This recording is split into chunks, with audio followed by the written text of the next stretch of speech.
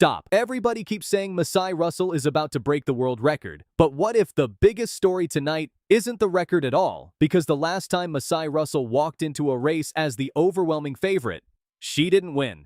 She didn't even make the podium. Instead, an athlete almost nobody picked shocked the entire world and stole the gold medal from her. Now they're meeting again. Same pressure, same expectations. Only this time, a world record is on the line. If Masai Russell wins in Monaco, she could become the fastest 100-meter hurdler in history. But if she loses again, people will start asking whether she's really the best hurdler in the world after all. Tonight, the Monaco Diamond League becomes the center of the athletics world. Masai Russell arrives as the reigning Olympic champion and the hottest athlete in women's hurdles. She has been nearly unstoppable all season. It started in Shanghai, where she ran 12.25 to take the world lead. 1 week later in Xiamen, she produced something even more incredible: 12.14 seconds. The second fastest performance in history, just 200ths away from Tobi Amusan's legendary world record of 12.12. Even more impressive, Amusan was in that race, and Russell beat her. Then came the Prefontaine Classic. Another victory, another dominant performance, another win over the woman who actually owns the world record. 3 Diamond League races, 3 victories, 3 times beating the world record holder. On paper, this should be Masai Russell's race to lose. But track and field doesn't always follow the script, because there's one athlete standing in her lane who already knows exactly how to beat her when it matters most. Swiss star Ditaji Kambundji. Last year's World Championships in Tokyo changed everything. Russell arrived as Olympic champion and favorite for gold. Instead, a slow reaction. A couple of clipped hurdles, and suddenly, her title hopes disappeared. Kambundji stayed flawless. She crossed the finish line first in a lifetime best, 12.24.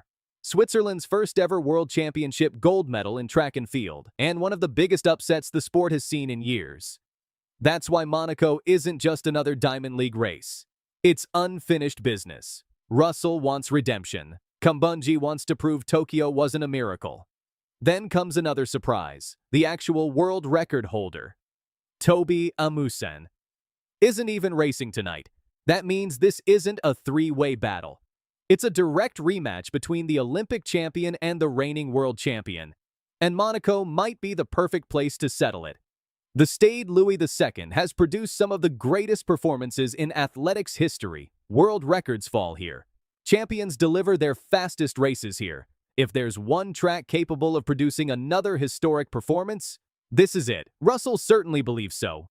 Before the race, she made an enormous statement. She said running under 12 seconds isn't just possible, she believes it's coming. That's a bold prediction, especially from someone who has already run the second fastest race in history. But confidence alone won't win tonight. This field is loaded. Nadine Visser, Alacia Johnson, Pia Skurzysowska, Demisha Roswell, Alia McCormick. Every lane is filled with athletes capable of pushing the pace, and that's exactly what world records need.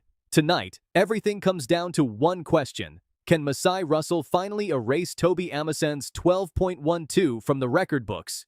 Or will Ditaji Kambundji shock her once again when the pressure is highest? One athlete is chasing history. The other is defending her reputation as the reigning world champion. By the time the finish line appears in Monaco, the world record may be gone, or the biggest rivalry in women's hurdles may have just become even bigger. Either way, the entire athletics world is about to witness one of the most important hurdle races of the year.